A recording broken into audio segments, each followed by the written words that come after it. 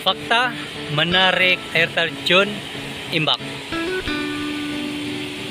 Dinamakan sempena nama sungai yaitu Sungai Imbak.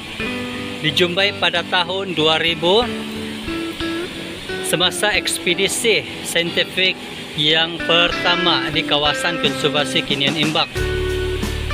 Lebar 30 meter, tinggi 6 meter, dalam 8 meter. Koordinatnya GPS ya inilah N5-624. Nah, ini dia punya koordinat.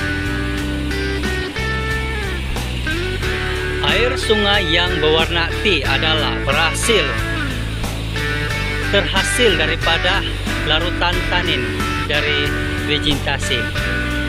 Sekurang-kurangnya 20 spesies ikan telah direkodkan dan 2 spesies adalah endemik kepada Sabah.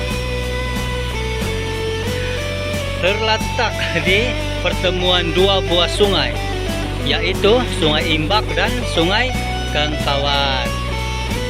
Kalau kita nampak di sana itu air terjun itu adalah Sungai Imbak.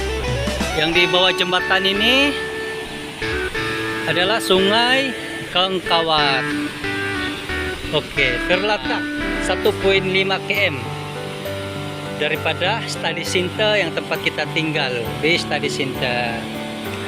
Air terjun yang paling mudah dikunjungi dengan kendaraan, ialah sebab kendaraan boleh sampai di situ. Itu kendaraan boleh sampai situ dan turun di sini. Ini dia air terjun Imbak. Yang di bawah itu adalah Sungai Kangkawat. Yang di atas itu adalah Sungai Imbak. Jadi dia bertemu 2 sungai di air terjun.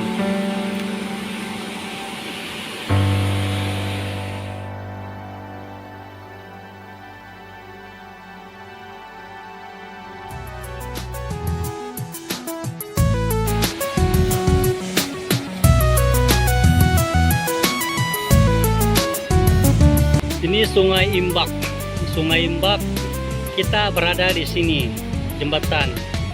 Yang ini Sungai Kangkawat, Sungai Kangkawat. Ini Imbak, ini Kangkawat. Jadi bertemu di tengah-tengah.